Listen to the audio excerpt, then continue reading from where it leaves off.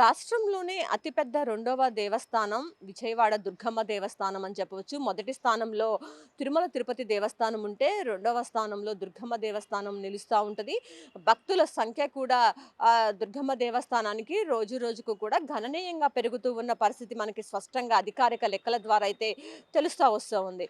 మొత్తంగా చూసుకుంటే ఇక్కడ ఏదైతే దుర్గమ్మ దేవస్థానంలో టెండర్ల ప్రక్రియ ఉంటుందో, అమ్మవారి చీరలకు సంబంధించి కానీ, అమ్మవారి కొబ్బరికాయలు ఎవరైతే భక్తులొచ్చి కొబ్బరికాయలు కొడతారో దానికి సంబంధించి గానీ, అమ్మవారికి భక్తులంతా కూడా తలనీలాలు సమర్పిస్తూ ఉంటారు. ఈ తలనీలాలకు సంబంధించినటువంటి టెండర్‌లో కూడా మొత్తం గత సంవత్సరాలతో పోలిస్తే ఈ సంవత్సరం చాలా అధిక మొత్తంలోనే టెండర్‌లు పలికిన పరిస్థితి కనిపిస్తా ఉంది. భక్తుల సంఖ్య కూడా ఏడాదికేడాది కూడా రెట్టింపు అవుతూ వస్తూ ఉంది. ప్రధానంగా మనం ఇప్పుడు చెప్పుకోయేది ఏంటంటే, అమ్మవారి తలనీలాలకు సంబంధించి రీసెంట్‌గా ఒక టెండర్ల ప్రక్రియ అయితే ముగిసింది.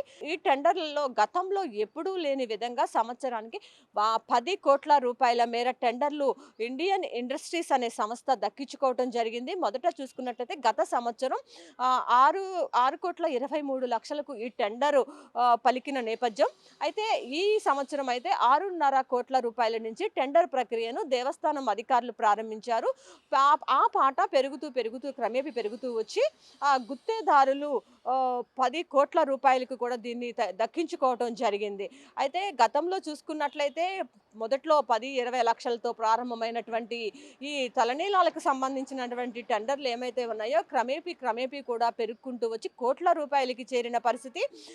ఇప్పుడు ఎప్పుడు గతంలో లేని విధంగా రికార్డు స్థాయిలో 10,00,00,000 మేర పెరగటం అనేది ఇటు అమ్మవారి ఏదైతే ఆదాయం ఉందో దానికి కూడా భారీగానే పెరుగుతుందని చెప్పుకోవచ్చు.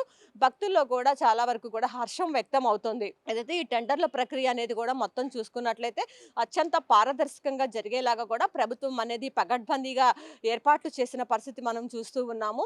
అయితే గతంతో పోల్చుకుంటే అయితే ఈ తలనీలాలు అమ్మవారికి కూడా వచ్చేటటువంటి భక్తులు చాలా మంది వివిధ ప్రాంతాల నుంచి మొక్కుకుని వస్తారు. అమ్మ మాకు ఇది కోరిక గనక నెరవేరితే మీకు తలనీలాలు సమర్పిస్తామని మొక్కుకుంటూ ఉంటారు. అలా వచ్చినటువంటి భక్తులంతా కూడా అమ్మవారికి తమ తలనీలాలు సమర్పిస్తారు. ఆటినన్నిటిని కూడా ఆ జుట్టు ఏదైతే ఉందో దాన్నంతటిని కూడా ఒక గుత్తేదారులనేది పాట పాడుకుని దాన్ని దక్కించుకోవటం జరుగుతూ ఉంది.